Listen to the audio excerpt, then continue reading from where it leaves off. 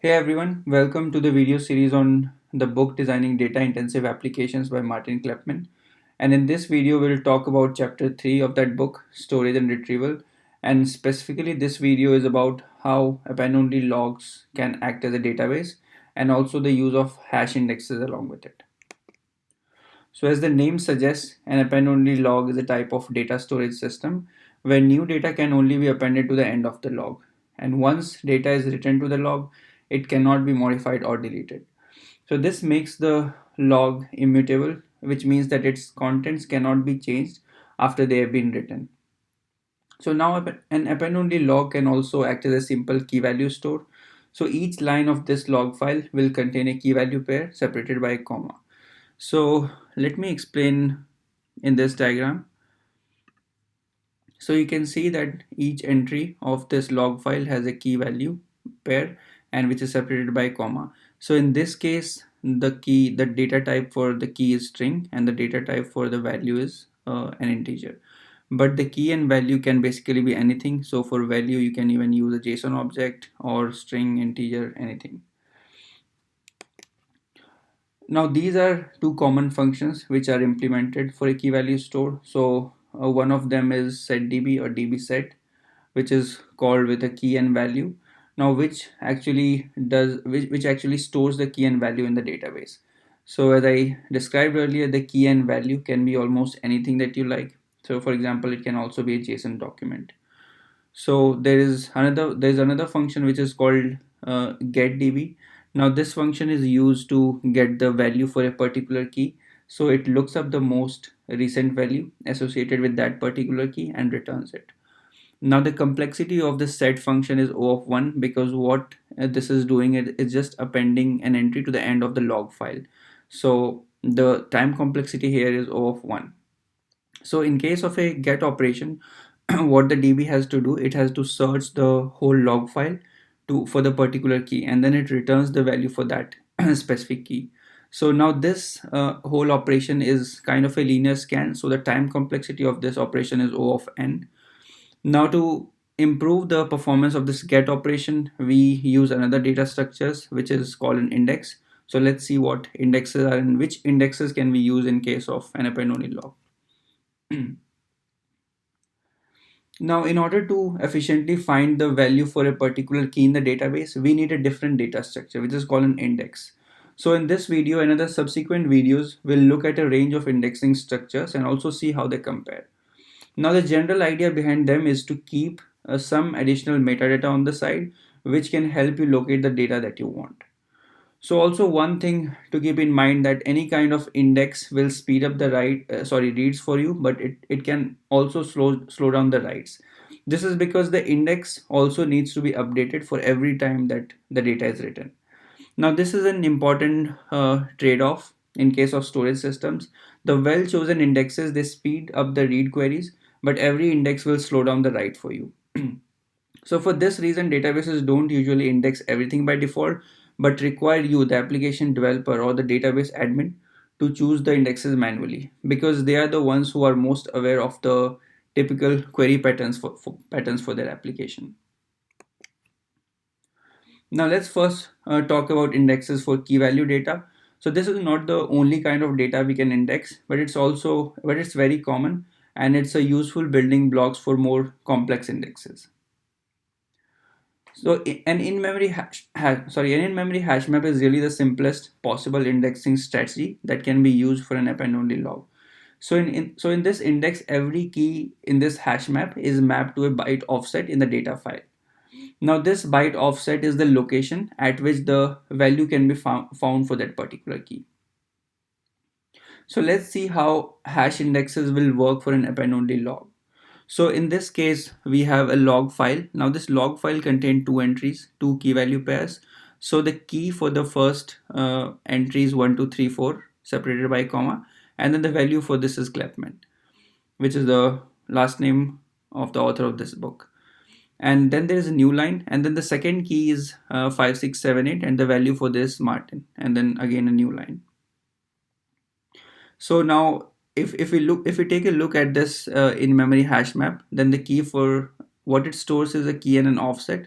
So the key is the same as the key for the entry in this log file, and the value is the byte offset for this entry. So the byte offset for the first key is 0 because this is the first entry in this log file, and for the second one it's 15 because you can count from this log file. Each box represents 1 byte. So the second key is at byte number 15th in this log file. So whenever you want to append a new key value pair to the file, you also have to update the hash map to reflect the offset of the data that you just wrote. And this works both for inserting the new keys and also when you want to update the existing keys. Now let's say when you want to look up a value, then you can use the hash map to find the offset of that particular key in the data file. Then you can seek to that location and then read that value. Now, since because the log file is stored sequentially on the disk, this operation is very cheap in terms of disk I/O. It just involves a single seek operation followed by sequential read of the data. So using indexes, using in-memory hash map, we just improve the performance for this read operation from a linear scan to just a single disk seek, which is O of 1. Now, as described so far, we only ever append to a file. So if we keep appending to a single log file, it can grow very big in size. So how do we avoid this problem of eventually running out of disk space for a single log file? A good solution for that is to break the single big log file into segments of a certain size. That fixed size log file is also known as a segment file. So also we can close a segment file when it reaches a certain size. So all the new writes after that segment is closed will go to a new segment file. So in this diagram below, we had a big log file which contain all these key value pairs, and it can be broken down into smaller segments of predefined sizes. Now, since we have many small size segment files, we can also have many duplicate keys in these segments. So, and compaction is a way to essentially throw away all the duplicate keys in the log and only keep the most recent update for each key. So this is a data file segment which has many duplicate keys. For example, if we look at the key yawn, so there are two entries for this key. One has the value 3465 and another has the value 1037. So by compaction process, this data file is compacted into a new segment, and what it does is it removes the duplicates for the key yawn. So as part of this compaction, only the most recent value for that key will remain in the compacted segment. Now compaction will remove all the duplicate keys in a segment, and it will also make the segments much smaller. So having many small segments can lead to the issue of fragmentation. So now how do we solve this fragmentation issue? So a solution is that we can merge several segments together at the same time as when the compaction is being done. So this is how compaction and merging process looks like. So this is the data segment 1 and this is the data segment 2. So after compaction and merging is both are done on these data segments, we get a new merge segments which doesn't contain any duplicates, and also the segments are merged together. So as part of the compaction process, the system will first remove all the duplicate entries from data segment 1 and also data segment 2. And as part of merging process, these two segments, small segments, will be combined and merged together into one new merge segment which won't have any duplicates. So let's go back and also look at a couple of things about this merging and segmentation process. So first thing is that segments are never modified after they have been written. So the merged segments that are being created are always written to a new file. So the existing segments are never modified or deleted. So now again the process of merging and compaction of frozen segments, they are done in a background thread, and while it is going on we can still continue to serve all our read and write requests that the DB is getting using the old segment files that we have. So after the merging process is complete, we can switch our read request to using the new merge segment files instead of the old segment ones, and the old files can simply be deleted. So while this whole process of merging and compaction is going on, it won't have any impact on the read and write traffic that your DB is getting, because this merging and compaction is going on totally different segment files. So okay, so we already covered this. So Okay, so now there are a lot of details which goes into making this simple idea of append only log and hash indexes work in practice. So we'll briefly see some of the issues that are important in a real implementation. So let's first see how do we read a value from the DB using the hash indexes. Now each segment file has its own in-memory hash table which maps the keys to file offsets.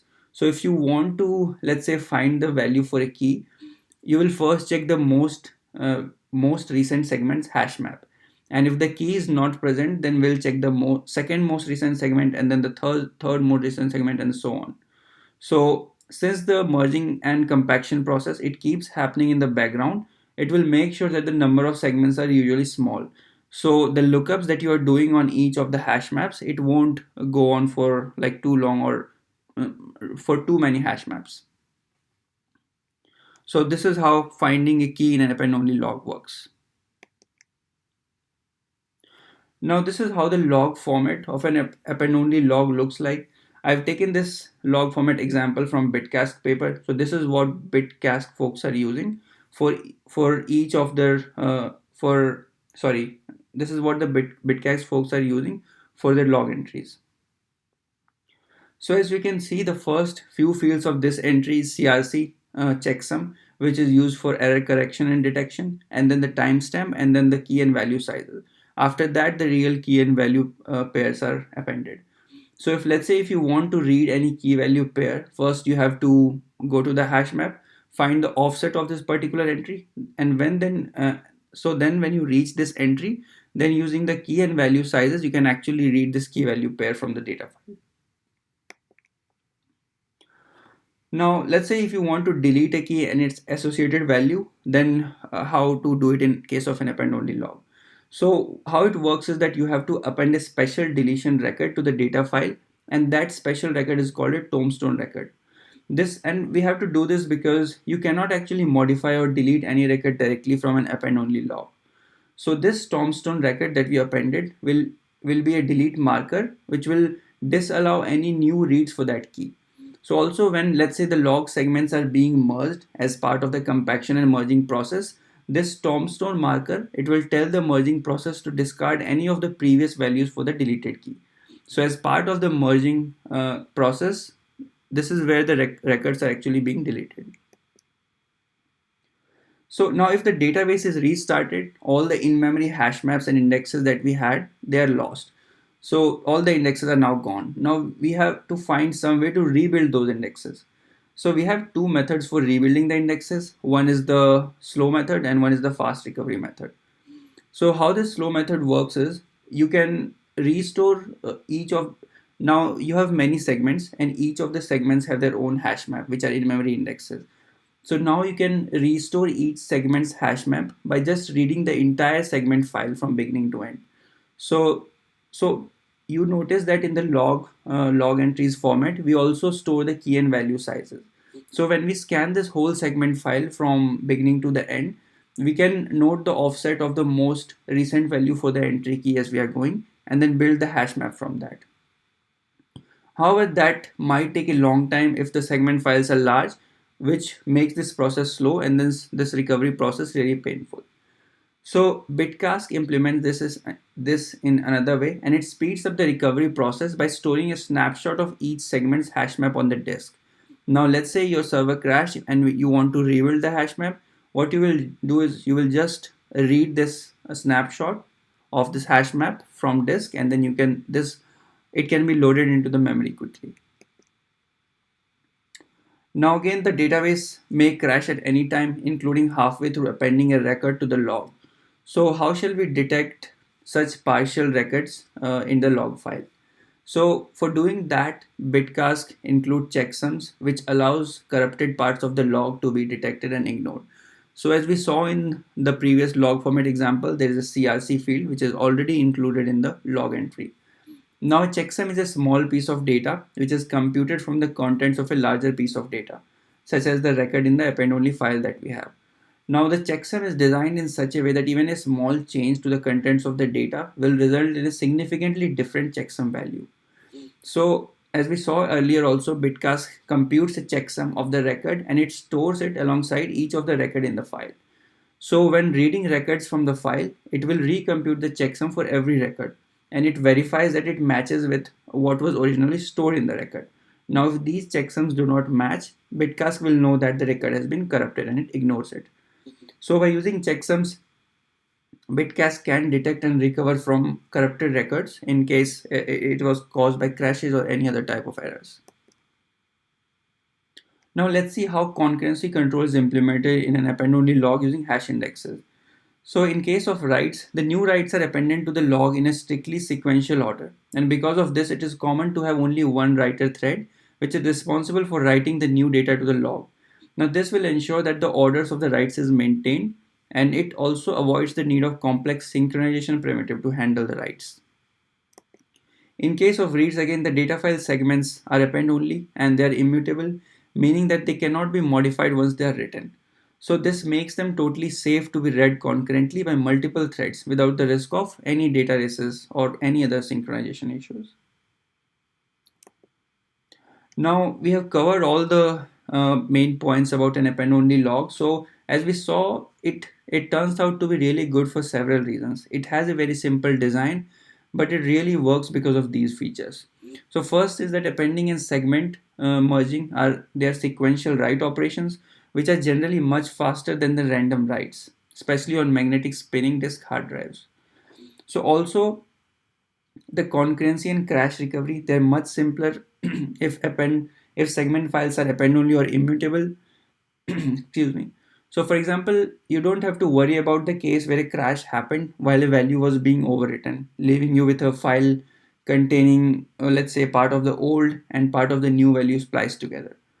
So also merging of the old segments, it avoids the problem of data files getting fragmented over time. So these are all the reasons why append only log works, and it provides a really nice set of features. Now uh, hash indexes also have some limitations. So the first one is that the hash table must fit into memory. So if you have a very large number of keys, then you are out of luck here.